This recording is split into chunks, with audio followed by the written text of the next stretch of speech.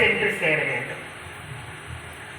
உதாரணமா சொல்ல போனா எளிமையா திருவண்ணாமலையில கார்த்திகை மாதத்துல நம்ம கார்த்திகை தீபம் வெகு விமரிசையாக கொண்டாடும். இப்ப திருவண்ணாமலை பார்த்துக்கிட்டீங்கன்னா எல்லா வீடுகள்லையும் அகல் விளக்குல எண்ணெய் விட்டு திரி போட்டு தயாரா வச்சிருப்பாங்க, ஏற்ற மாட்டாங்க. எப்ப ஏற்றுவாங்க அப்படின்னா மலையில தீபம் ஏற்றிய பிறகு. இங்க எங்கெங்க இப்ப நிறைய நமக்கு வசதி வந்து விட்டது, விஞ்ஞானம் வளர்ந்து விட்டது. அதனால அதை நம்ம தொலைக்காட்சியில பார்த்துட்டு கூட என்ன பண்றோம், வீட்டுல நாமும் அதுக்கு பிறகுதான் தீபத்தை ஏற்றுறோம். அப்பெல்லாம் தெரியாது, ஒரு கணக்கு தான். அதுபோல அங்கே மலையிலே தீபம் ஏற்றிய பிறகு எல்லாரும் என்ன பண்ணுவாங்க, அந்த வீடுகள்ல அந்த சிறு சிறு அகல் விளக்குல தீபத்தை ஏற்றி வைப்பார்கள்.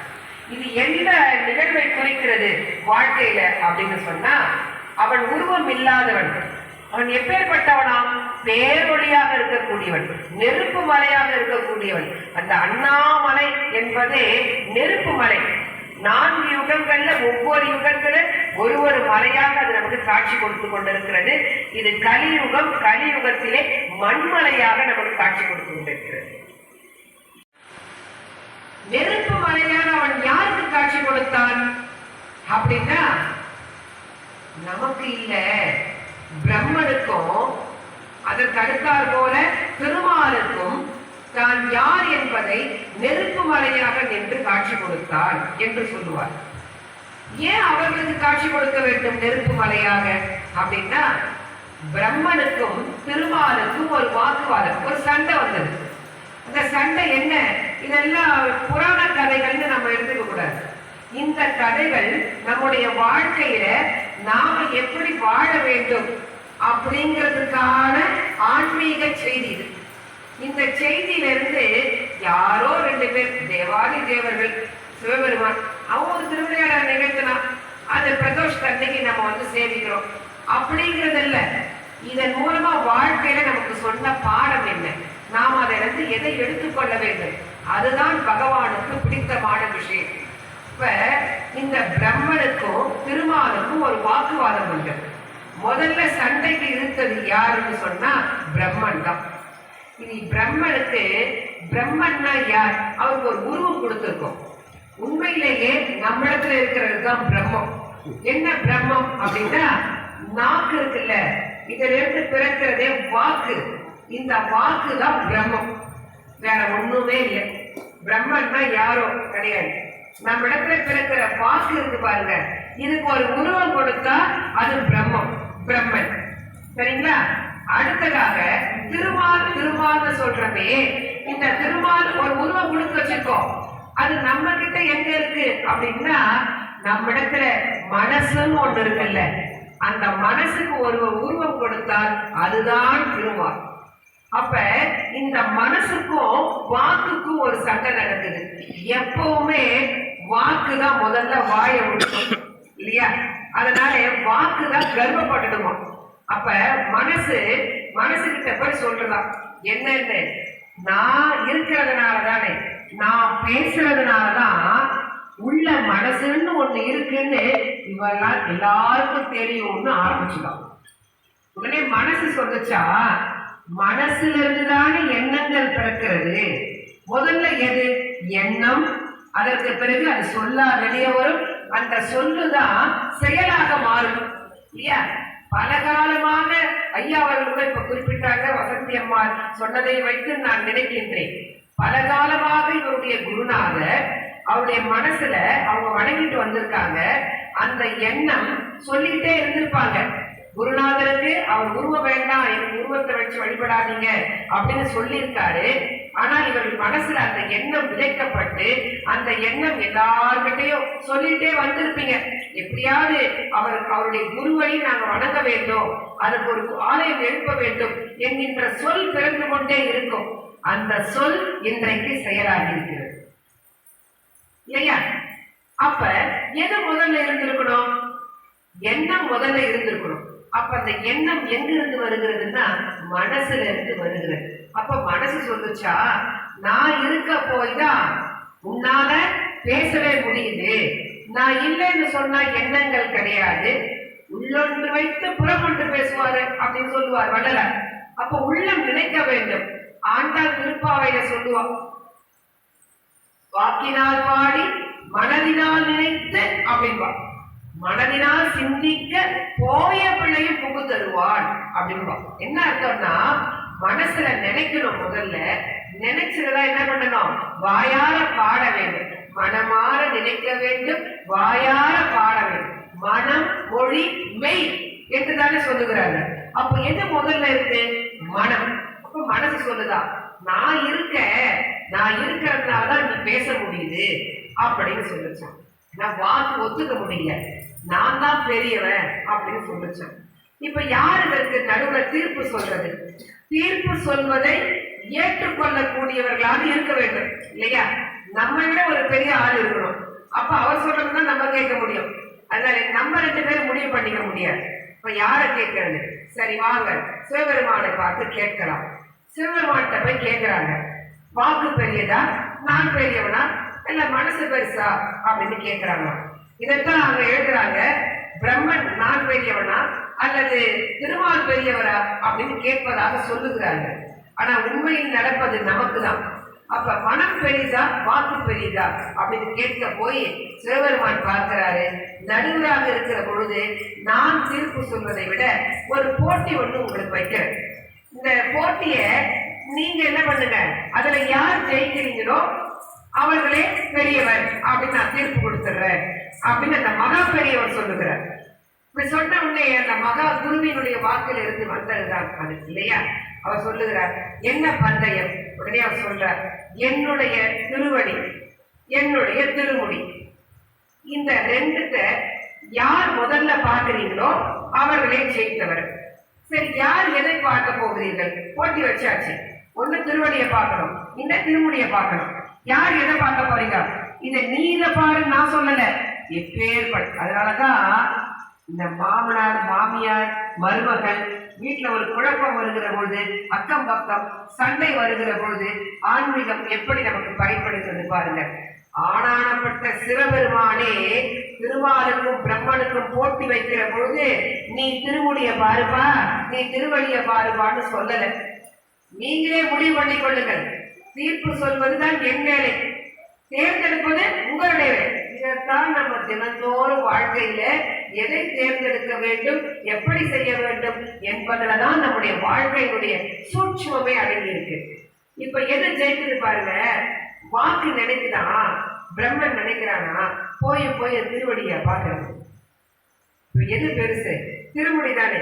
அண்ணன் நம்ம திருமுடிய பார்க்கலாம் அப்படின்னு என்ன பண்ணித்தான், திருமுடிய நான் போய் பார்த்துட்டு வந்தேன் அப்படின்னு அவராக என்ன பண்ணார், தேர்ந்தெடுத்து கொண்டார்.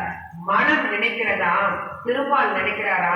இல்ல இல்ல, நான் திருவடியே பார்க்கிறேன் அப்படின்னு சொல்றார். அப்ப போட்டி ஆரம்பிச்சிருக்கு. பாக்குறாங்க, போன திருமுடி ஒரு பிரம்மாண்டமா வளர்ந்து நிற்கிற, எப்படி தேடுறது? உடனே அன்னமாய் வடிவெடுக்கிறார் பறவை, அண்ட பறவை பிரம்மன். மேல மேல மேல மேல போற, ஏன்னா திருமுடி பார்க்கறதுனா மேல ஆகாயத்துல தானே போகணும். அப்படி ஆகாயத்துல பறக்கிற மண்ண கிளறி திருவடியை பார்க்கணும். அப்ப வராக அவதாரம், அதாவது பன்றி அவதாரம் எடுக்கிறார் திருமால். நம்முடைய மனசு எடுத்து என்ன பண்ணுகிறதா, ஆழ ஆழ தோண்டி கொண்டே போகிறார் திருவடியை பார்க்கலான்னு. 2 பேரும் போய்கிட்டே இருக்கிறாங்க, பார்க்கவே முடியல. அப்ப பிரம்மன் அப்படியே போயிட்டே இருக்கிற பொழுது என்ன பண்ணினானா, மேல இருந்து தாழம்பூ ஒன்று கீழே இறங்கி வருகிறது. இந்த தாழம்பூவை பார்த்த உடனே, தாழம்பூ எங்க இருந்து வருகிறது?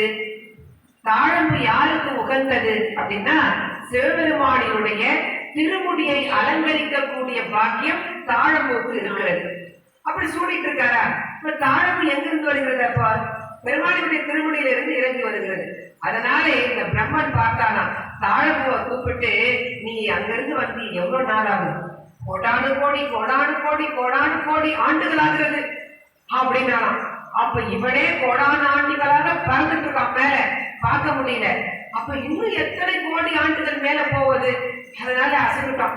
சரி, இனிமேல் பார்க்க முடியாது. தாழம்பு கிட்ட சொன்னானா, நான் ஒரு போட்டியில கலந்துட்டேன், திருமுடிய பாக்குறேன்னு இவ்வளவு தொலைவு வந்துட்டேன், என் ஆயுசே முடிஞ்சிட்ட போல இருக்கு.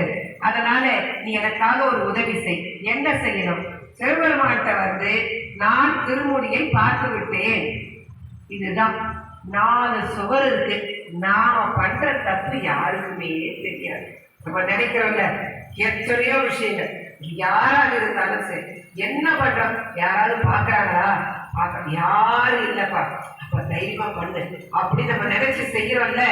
நம்மை கண்காணிப்பதற்கு பஞ்சபூதங்கள் இருக்கிறது. அந்த பஞ்சபூதங்களினுடைய அற்புதமான இடம் தான் இன்றைக்கு நீங்க ஆலயமாக பாக்குறீங்க. உங்க வீட்டுல எப்படி பஞ்சபூதங்கள் இருக்கிறதோ அதுபோல நம்முடைய உடம்பிலையும் பஞ்சபூதங்கள் இருக்கிறது. அண்டத்தில் உள்ளது இந்த பிண்டத்திலும் உள்ளது என்று சொல்லுவார்கள். அண்டத்தில் இருக்கக்கூடிய பஞ்சபூதங்கள் இந்த பிண்டம் என்கின்ற உடம்பிலேயும் அந்த பஞ்சபூதங்கள் இருக்கிறது. இதை விளக்குகிற தத்துவம் தான் இந்த புராண நிகழ்வு. அப்ப என்ன பண்ணினா, நான் தாழ்வுவை பார்த்தேன், நீ யாரும் பார்க்கல, நீ நானும் மட்டும்தானே, அதனால நான் தான் திருமுடியை பார்த்துட்டேன்னு எனக்காக வந்து சாட்சி சொல்றியா? உடனே தாழ்வு பிரம்மனை பார்த்துதான் ஐயோ பாவமா இருந்துச்சு, சரி வாப்பா நான் சொல்றேன் அப்படின்னு கூட்டிட்டு வந்தாங்க. சிவபெருமான்கிட்ட நின்ன சொன்ன, என்ன பார்த்துட்டியா? நான் உன் திருமுடியை பார்த்துட்டேன் அப்படின்னு சொன்னாங்க. அதே நேரத்துல யாரும் வந்து நின்னது, கீழே அகழ்ந்து போனாரே திருமால், அவராலையும் பார்க்க முடியல. அவர் யாரையும் சாட்சிக்கு கூட்டிட்டு வரல. நேரா வந்தார். வந்துட்டு என்ன பண்ணார், பெருமானை பார்த்தார், பணிந்து நின்றார். பணிவு. இந்த மனம் அகங்காரம் மிக்கது. இந்த மனசுல யான் எனது என்கின்ற அகங்காரம் மமகாரம் சுலபத்துல போய் ஒரு இடத்துல என்ன பண்ணாது, பணியாது. அந்த பணிவு இல்லை என்று சொன்னால் வாழ்க்கையில எந்த காலகட்டத்திலும் நீங்க எந்த பெரிய உயரத்துல இருந்தாலும் நமக்கு அந்த எந்தவித நல்லதுமே கிட்டவே கிட்டாதான். எல்லாம் கிடைக்கிறா போல இருக்கும். பார்த்தா இவரை போல பணிவு மிக்கவர் யாராவது இருக்காங்களா அப்படின்னு சொல்லுவாங்க. ஆனா நமக்கு தான் தெரியும். இந்த திருவடிநாதர் சித்தர் பீடத்துல வந்து திருவடின்னு வச்சிருக்காங்க பாருங்க. திருவடி அப்பேற்பட்ட மேன்மை மிக்கது. அந்த திருவடியில 2 கைகளை கூப்பி வணங்கி மனசும் அந்த திருவடி அவ்வளவுதான் இருக்கணும். வேற நான் யார் தெரியுமா, நான் வந்திருக்கேன் தெரியுமா பாரு என்கின்ற அகங்காரம் இருக்கக்கூடாது. உள்ள வருகிற பொழுதே அதற்குத்தான் ஆலயங்கள்ல பலிபீடம் வச்சிருக்காங்க. நம்ம ஒவ்வொன்றா பார்க்கலாம். இந்த பலிபீடமே எதற்குன்னா, உள்ள வருகிற பொழுதே இது வெறும் ஆத்மா உன்னால படைக்கப்பட்டது. அதனாலே நான் வருகிறேன் அப்படிலாம் சொல்லவே கூடாது. அவனுக்கு தெரியும், படைத்தவனுக்கு. இங்க அனுப்பிட்டா மூழ்கி போயிட்டு இருக்கு இந்த செப்பு குடம். எதுல மூழ்கிட்டு இருக்கு? கிணறுல. இந்த கிணறு என்கின்ற வாழ்க்கை சேத்துல அருணகிரியார் அற்புதமா சொல்லுவார், பிறவி சேரன்னும் அந்த புதைக்குழியில நான் மாட்டிக்கிட்டேன் அப்படின்னு சொல்லுவார். இந்த சேத்துல இருந்து என்னை நீக்குவதற்கு உன்னுடைய திருவடி ஒன்றே எனக்கு பட்டு போடு கயிறு அப்படிங்கிறார். இதைத்தான் வள்ளுவ பெருந்தகை எழுதுகிறார். பிறவி பெருங்கடல் நீந்துவர் நீந்தால் இறைவனடி சேராதான்னு சொல்றார். அப்ப இந்த பிறவியாகிய சமுத்திரம், இந்த சமுத்திரத்தை நம்ம வந்து விழுந்துட்டோம். நீந்து எப்ப கரைக்கிறது? அதற்கு எது உதவுகிறது அப்படின்னா துடுப்பு. அந்த படகுல நம்ம வாழ்க்கையை நடத்திட்டு இருக்கோம். இந்த படகு நகரணும் கரை சேரணும் என்று சொன்னால் துடுப்பு தேவை. அந்த துடுப்பு இல்லாம கடலையே மிதந்துட்டு இருக்க வேண்டியதுதான். அந்த துடுப்பாக எது இருக்கிறது என்று சொன்னால் இறைவனினுடைய திருவடி இருக்கிறது இல்லையா? அந்த திருவடியை பார்க்கறோடு தானே இவர் போனார். பார்க்க முடியல. வந்தார், உண்மையை ஒத்துக்கிட்டார். அந்த மனசு ஒத்துக்குச்சா, பணிந்து அப்பா உன்னுடைய திருவடியை என்னால பார்க்க முடியல, தோல்வியை நான் ஒப்புக்கொள்ளுகிறேன்னு யார் சொன்னதா? திருமால் சொல்லுகிறார். திருமால்னா இங்க யாரு? நம்முடைய மனசு. இந்த பணிவு எங்கேயும் இருக்க வேண்டும் என்பதுதான் ஆன்மீகம் நமக்கு சொல்லித் தருகின்ற வாழ்க்கை செய்தி. நம்ம எத்தனை கர்வப்படுறோம். சமையல் ரூம்ல போனா நாம தான் சமைக்கிறோம், என்னுடைய ராஜாங்கம் அப்படின்னு சொல்றாங்கல்ல, அது கிடையவே கிடையாது. நாம ஒண்ணுமே கிடையாது. நாம செய்யற செயல் எல்லாம் அவன் நாட்டு வைக்கிறான், நாம் ஆடுகின்றோம். அவ்வளவுதான் விஷயம். இதுல எந்த பெருமையும் எந்த ஒரு பெரிய தற்புகழ்ச்சி இதெல்லாம் கிடையவே கிடையாதுன்னு சொல்லி தருவதுதான் இந்த நிகழ்வு. அப்படி பணிகிறார். உடனே சிவபெருமான் பார்க்கிறார், பிரம்மனை பார்க்கிறார், அந்த தாழம்பு பார்க்கிறார். நீ உண்மையே நீ பார்த்தியான்னு கேட்கிறார். தாழம்பு சொல்லுது, ஆம், நான் திருமுடியில் இருந்த பொழுது பிரம்மன் அங்கு வந்தார், உன்னை திருமுடியை பார்த்தார். இவரை தாண்டி தானே போயிருக்கணும், அந்த திருமுடியை பார்க்கணும்னா அவருக்கு தெரியாதா? அதான் பொய் சொல்லியது. அதனாலதான் என்ன சொன்னார் பெருமான்? உடனே ஒரு சாபம் கொடுக்கிறார். பொய் சொன்ன காரணத்திற்காக தாழம்புவிற்கு இனி என்னுடைய அர்ச்சனையில இடமே கிடையாது. தாழம்புவை என்ன செய்தார்? விளக்கி வைத்து விட்டார். அடுத்ததாக என்ன பண்ணினார்?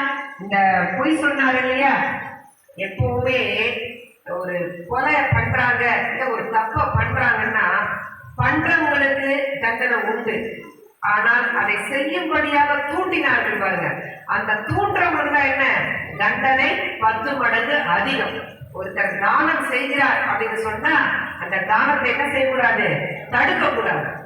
தானம் செய்யல அவர் நிறுத்திட்டா கூட அவருக்கு ஒரு கஷ்டம் கிடையாது. ஆனால் தடுத்தார்கள் பாருங்க, அவர்களுக்கு தான் எல்லா பாவமும் வந்து சேர்ந்திருந்தது. அது போல அசந்தி அம்மையாரும் ஐயா அவர்களும் சேர்ந்து இந்த சித்தர் பீடத்தை எப்படியாவது உருவாக்க வேண்டும், ஏற்கனவே இருந்ததை எல்லோருக்கும் அனுப்பெற வேண்டும். அதுதான் உண்மையான விஷயம். நான் மட்டும் அனுபவிக்கிறதுக்கு ஒரு இடம் போதும். அவங்க அனுபவித்தவர்கள், குருவை அனுபவித்தவர்கள், குருவருளாலேதான் திருவருள் கிடைக்கும் என்பதை அனுபவபூர்வமாக உணர்ந்தவர்கள். அந்த குருவருள் நமக்கு மட்டும் கிடைச்சா பட்டார், எல்லோருக்கும் கிடைக்க வேண்டும். இந்த நிகழ்வை விளக்குவதுதான் இந்த வைபவம். பெருமாள் சும்மா ஒண்ணு இந்த புராண நிகழ்வெல்லாம் விளக்கல. அப்ப இந்த வாக்கு பொய் சொல்லியது, அந்த பொய் சொல்லிய காரணத்திற்காக இந்த உலகத்துல எங்கேயுமே உன்னை வழிபட மாட்டார்கள். உனக்கென ஒரு திருக்கோவில் கண்டிப்பாக இருக்கார். அதனாலதான் பிரம்மனுக்கு இந்த லோகத்துல தனி சன்னிதானம் என்பது, தனி கோவில் என்பது எங்கேயுமே கிடையாது. தமிழகத்துல ஒரு குறிப்பிட்ட இடத்துல திருப்பட்டூர் அப்படிங்கிற ஒரு கிராமம் இருக்கிறது. தேக்குறை போல ரொம்ப பழமையான கிராமம். அந்த இடத்துல மட்டும்தான் அங்க இருக்கக்கூடிய சிவபெருமானுக்கு பிரம்மபுரீஸ்வரர் பேர். பக்கத்துல 5 முகங்களோட பிரம்மன் வீட்டு இருக்கிறார். நல்லா பெரிய ஆக்கிருத்தியான தோற்றம், மிக பழமையான 3000 வருடத்திற்கு முந்தின திருக்கோவில். அங்கேயும் சித்தர்கள் இருக்கிறார்கள். நாக வடிவிலே அத்தனை சித்தர்கள் அங்கே இருக்கிறார். ஆக அப்படிப்பட்ட பழமையான திரு ஆலயம். இந்த சித்தர்கள் எப்படி இதை அனுபவிக்கிறார்கள்? அந்த குருவருளை தான் அனுபவிச்சதை மற்றவர்களுக்கெல்லாம் இங்க வந்து இருக்காங்களே கடவுளால் அனுப்பப்பட்டவர், கடவுளினுடைய அம்சம் என்று போற்றப்படக்கூடியவர்கள் தான் சித்தர் பெருமக்கள். அதனால ஆலயங்கள் எங்க வேணாலும் நம்ம பார்க்கலாம், எல்லா இடத்துலையும் பார்க்கலாம். இப்படி பொய் சொல்லி நிகழ்ந்தது இல்லையா நிகழ்வு. அப்ப பெருமான் எப்படி இருந்தான்னா உருவம் இல்லை, நெருப்பு மலையாக காட்சியளித்தானா. நெருப்பிற்கு ஆரம்பம் எது தெரியாது, முடிவு எது தெரியாது. எங்க நெருப்பு ஆரம்பிக்குது தெரியாது இல்ல நமக்கு. அது எங்க போய் முடியும் அதுவும் தெரியாது. ஊதுவத்தியை ஏற்றுகிறோம், ஏற்றின உடனே அதை தலைவிழா பிடிச்சாலும் அந்த தீபம் எப்படி எரியும்? மேல் நோக்கி தான் எரியும். அதற்கு ஆரம்பம், நடு, இறுதி எதுவுமே கிடையாது. ஆக்கமும் நடுவும் இறுதியும் இல்லானே உள்ளானே என்று மாணிக்கவாசகர் பாடுவார் சிவபெருமானுக்கு. அப்ப பெருமானுக்கு ஆக்கம் கிடையாது, ஆரம்பம் கிடையாது, ஆதியும் அந்தமும் இல்லா அருட்பெரும் ஜோதி. ஆரம்பமும் இல்லை, முடிவும் கிடையாது, அதனால நடுவும் கிடையாது. அப்படி ஜோதிமயமாக இருக்கக்கூடிய பெருமான், அவனைத்தான் இவர்கள் தேடுகிறார்கள். திருமுடியது திருவடியது என்று தேடுகிறார்கள். அது கிடைக்கவில்லை. அந்த நெருப்பு மலையை தான் இது வெள்ளி மலையாக இருந்தது, பொன்மலையாக இருந்தது, வெள்ளி மலையாக ஆகியது. 4வது யுகமான கலியுகத்திலே மண்மலையாக நாம் அந்த பெருமானை சேர்த்து கொண்டிருக்கிறோம். அநேக சித்தர்கள் இன்னமும் திருவண்ணாமலையிலேயே வாழ்ந்து கொண்டிருக்கிறார்கள். சித்தர்கள் எப்பேற்பட்டவர்னா எங்க வேண்டுமானாலும் இருப்பார்கள். திடீர்னு உங்களுக்குள்ள வருவாங்க, திடீர்னு எனக்குள்ள வருவாங்க. ஆனால் அதற்கு தகுதி உடையவர்களாக நாம் இருக்கிறோமா? இது மட்டும்தான் அவர்கள் பார்க்கக்கூடிய விஷயம். அப்ப எப்படி நம்மை தகுதி உடையவர்களாக மாற்றிக்கொள்வது? இந்த உடம்பை கொடுத்து, உயிரை கொடுத்து, இருக்கிற இடம் கொடுத்து, இந்த உலகத்தை ஆளக்கூடிய அனுபவிக்கக்கூடிய போகங்களை கொடுத்துட்டோம். இந்த போகங்களை எல்லாம் எப்படி அனுபவிக்கிற பொழுது நாம என்ன பண்ணிட்டோமா? அந்த மாயையிலேயே மூழ்கி போய்விட்டோம். இந்த பஞ்ச பூதங்களை எப்படி சராசரியாக பயன் இந்த பஞ்சபூதங்கள். நெருப்பு இல்லாம நம்ம வாழ முடியுமா? காற்று இல்லாம நம்ம வாழ முடியுமா? நீர் இல்லாம நம்ம வாழ முடியுமா? வெளிச்சம் இல்லாம நம்மளால வாழ முடியுமா? நிலம் இல்லாமல் நம்மளால வாழ முடியுமா? இந்த 5 பூதங்களும் பெரும் பூதங்களாக, ஐம்பூதங்களாக வெளியில இருக்கு. இதை படைத்து கொடுத்தான். இவற்றோடு இணைந்து நம்முடைய உள்ளத்திலேயும் நம்முடைய உடம்பிலேயும் அந்த 5 பூதங்கள் இருக்கிறது. ரத்த வடிவில் இருக்கிறது. நெருப்பு நம்முடைய வயிற்றை தொட்டு பாருங்க, எப்பவும் ஒரு உடைக்கலர் போல அது கொதிச்சுட்டே இருக்கும். அங்க ஒரு அக்னி இருக்கிறது, நெருப்பும் இருக்கிறது. அதுவே நிலப்பகுதியாகவும் இருக்கிறது. இந்த உச்சி இருக்கிறதே, இதுதான் ஆகாசம் என்று சொல்லப்படக்கூடியது. மூச்சு இருக்கிறோமே காற்று, அப்ப காற்று நம்மிடத்திலே இருக்கிறது. இப்படி 5 பூதங்களும் நம்ம உடம்பிலேயும் இருக்கிறது. அதனாலதான் சொன்னாங்க, அண்டத்தில் உள்ளது இந்த பிண்டத்திலும் உள்ளது. அதனாலதான் பிண்டம் வைப்பது என்கின்ற ஒரு பழக்கம் வந்தது. அப்ப ஆன்மீகம் வந்துட்டார் நம்முடைய வாழ்க்கையில. முன்னோர்களுக்கு திதி கொடுக்கிற பொழுது பிண்டம் பிடித்து வை என்று சொல்லுகிறார்கள் அல்லவா? அந்த பிண்டம் என்பது எதை குறிக்கிறதுன்னா அவருடைய உடம்பை குறிக்கிறது. அந்த 5 பூதங்களை குறிக்கிறது. இதெல்லாம் சேர்ந்ததுதான் இது. அப்ப அண்டத்துல இருக்கு. இந்த பிண்டம் போயிடுச்சு, அது என்ன இருக்கு? அண்டத்துல இருக்கு. அந்த அண்டத்துல இருந்து நீ எடுத்துக்கோ என்று பிடித்து வைப்பதுதான் பிண்டம். ஆக இப்படி அவர்களுக்கு போய் சேர்கிறது. அப்படிப்பட்ட ஒரு விஷயத்தை இந்த 5 பூதங்களும் நம்முடைய வாழ்க்கையில அருவமாக இருந்து நமக்கு சிலவற்றை உருவமாகவும் காட்டி நம்முடைய வாழ்க்கையை வழிநடத்தி கொண்டிருக்கிறார்கள். சிவாய நமः. சரணம். அன்பார்ந்த பக்த கோடிகளே, தேர்துறை அருள்மிகு திருவடிநாதர் திருக்கோயிலின் சார்பாக காஞ்சிபுரத்திலிருந்து வருகை தந்திருக்கும் திருமதி கலைச்செல்வி அம்மையாருக்கு இனிய சொற்பொழிவு இந்த மாலை நேரத்திலே பல அரிய கருத்துக்களை, ஆன்மீக கருத்துக்களை மிக எளிமையாக எல்லோருக்கும் புரியும்படியாக எடுத்துரைத்தார்கள். அதற்கு அவருக்கு பல கோடி நன்றியை தெரிவித்துக் கொள்கின்றோம். எங்கள் பல்கன் சித்தர் திருச்சபை சார்பாக இப்படிப்பட்ட சிவனடியார்களை இங்கு வருவித்து நாங்கள் இந்த சொற்பொழிவை நடத்தி கொண்டிருக்கிறோம். இந்த பேரை எங்களுக்கு அளித்து எங்களுடன் ஒத்துழைத்து நீங்கள் சொற்பொழிவு ஆற்றியமைக்கு அம்மையாருக்கு மீண்டும் பல கோடி நன்றியை தெரிவித்துக் கொள்கின்றோம். இதுபோன்று ஆன்மீக கருத்துகள் ஊரெங்கும் பரவி உலகெங்கும் பரவி நல்ல விதமாக ஆன்மாக்கள் பிறந்து இந்த நாடு தரம் பெற இறைவனின் திருவடியை வேண்டுகின்றோம். எங்கள் ஆலயத்தின் குறியீடாக இருக்கக்கூடிய பல குருமார்களின் திருவடியை வணங்கி அந்த திருவடியின் பிரத்யேக அருளை இந்த அம்மையாருக்கு அருளும்படி நாங்கள் பல்கன் சித்தர் திருச்சபை சார்பாக சித்தர்களை வேண்டிக் கொள்கின்றோம். நன்றி, வணக்கம்.